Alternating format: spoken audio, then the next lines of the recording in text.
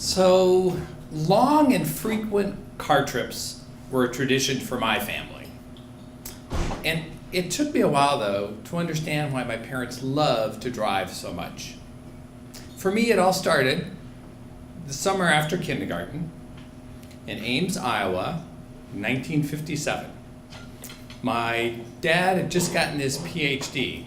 His first job was going to be in Pendleton, Oregon. Now, we're all from Iowa. They were from Iowa. They had a big family. We had grandparents, cousins, aunts and uncles, and we were heading out. Also, though, my sister Karen, the youngest of 6, was just born. So they traded in the 1951 Ford sedan for a 57 station wagon. I claimed the back left. I liked the way back there. We all packed into that, headed west. Once there, I realized that it wasn't that hard to stay in touch. Just get in the car and drive. So a summer staple for us would be a 2-week, maybe 3-week trip to Iowa. We would be 2 to 3 days getting there, 2 to 3 days back. That's like 18, 20, 22 hours in a car. We would be often, at that time, for the first few years, we would stop in Rapid City, South Dakota. That would be the overnight. Aunt Mary lived there. So we had a lot of side trips. I think it must have been 5 times probably. I'd been to Mount Rushmore, or the Faces, as we called them. Driving, there's a lot more sandwiches and food at the side of the road, at the picnic table, than restaurants. Not just because of the cost, and that was part of it, but because it was a time sink. I mean, if you stopped at restaurants with 6 kids, some really picky eaters, it took a lot of time, and we needed to make tracks. So, but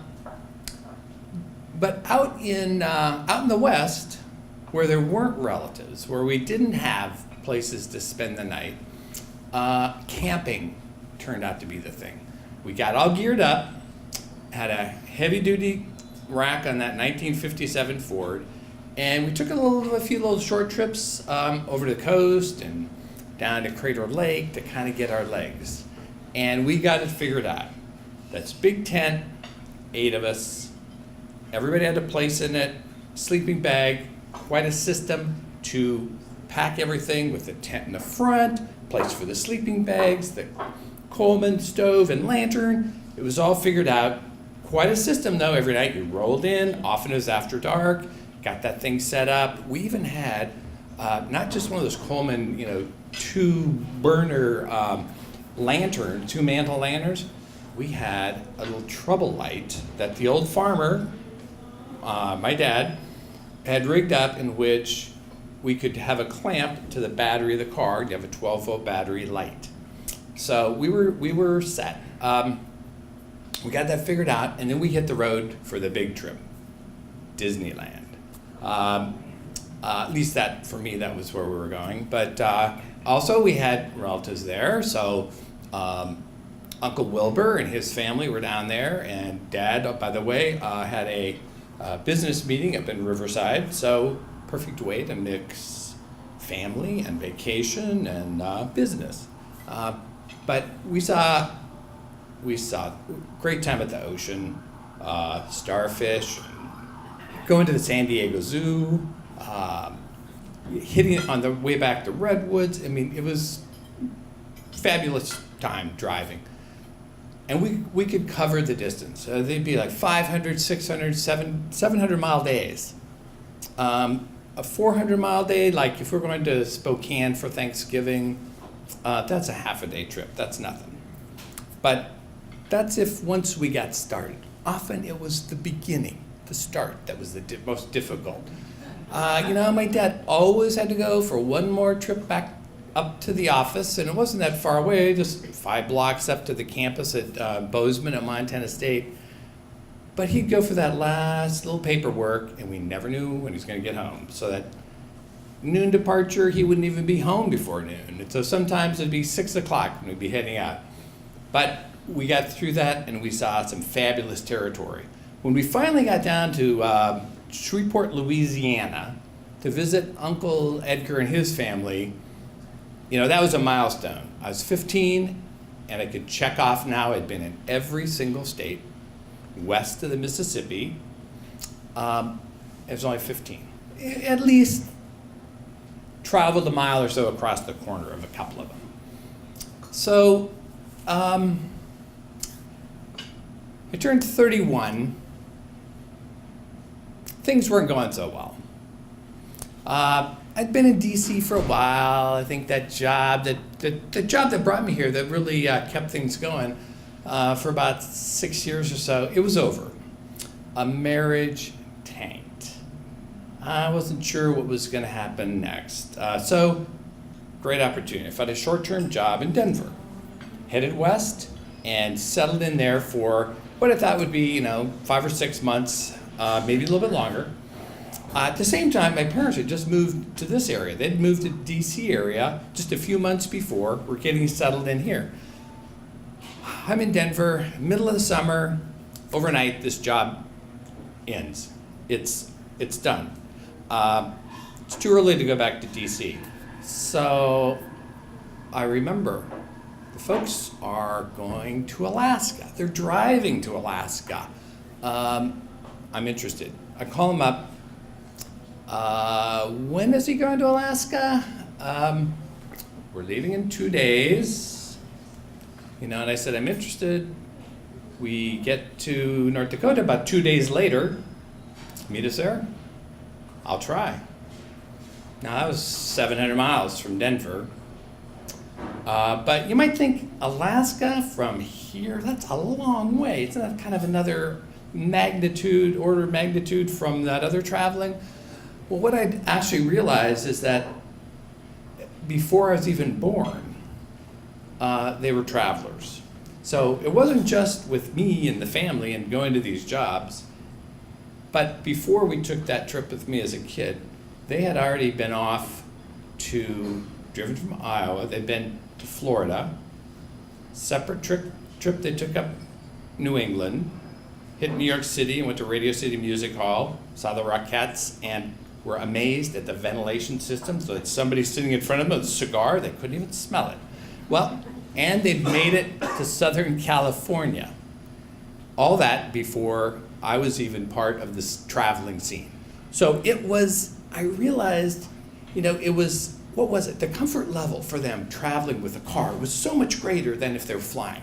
They could bring their stuff. They had plenty of room to haul stuff back. They could make those side trips, and you didn't have to have your itinerary all planned out. You could move around. And if need be, you could make a quick getaway if things weren't going so well at a relative's house or a friend's, though I didn't really know that didn't really have to come into call too often. So I make it to Bismarck, North Dakota, the rendezvous point. Some friends of theirs. I'm there a couple hours before they get there. They pull up in their latest car now. It's a Mercury Marquis, great cruising sedan. They pull up in the driveway. I look inside, my jaw drops.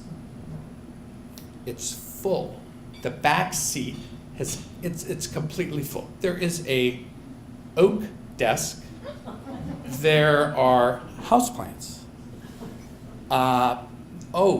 This is stuff that's John and Pam's. We're taking it to Alaska to your brother and his wife. They left it like 6 years before when you were in North Dakota and you took it to DC, and then now you're driving it. There's plenty of room in the front seat for us. Okay, I'm 31. I need some space. It's like time to clear my head, and I'm gonna get in this car with my parents for 5 days to Alaska? What was I thinking? Well, 2 hours later, we're off. I'm behind the seat. I'm behind the wheel. I'm driving. I adjusted things so I could use the mirrors on the side because the rearview mirror is not, it's blocked. You can't see out the rearview mirror. We cruise into the night. It's a late sunset in North Dakota, but it's quiet. There's no traffic. We hit the Canadian border and we keep rolling. It is gorgeous.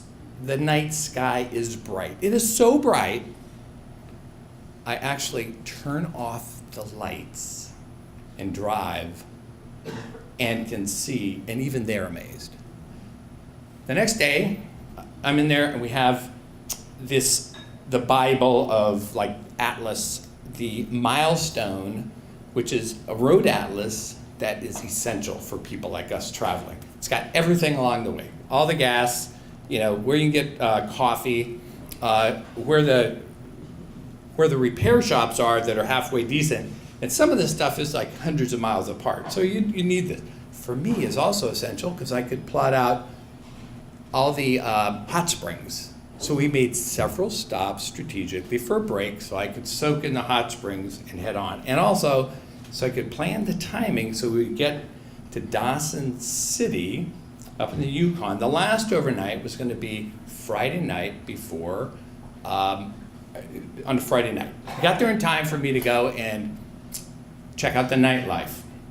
The next morning, picked up a salmon in the, which I'd been tipped off from folks the night before, fresh cut salmon, the Yukon River right there, packed that on ice, took it in for our welcome grilling the next day in Alaska. Well, Alaska was fantastic. It was all the things that it is made out to be. Glaciers, the wildlife. We had the alder smoked halibut. It was great. For me, a highlight was an overnight solo camping in Denali, off the road, back a couple of miles. Saw a grizzly bear. Fortunately, it was a couple miles away and it was traversing this way and not toward me. It was a great night of solitude and beauty. The return trip, I was with them for, I think the first day, it was like 12 hours, and we separated. They let me off. I headed down to Skagway, where I was going to take the ferry on the inland waterway down to Seattle.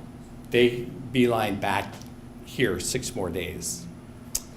So my trip back to DC had, it was like a 3-chapter adventure that we'll tell another day.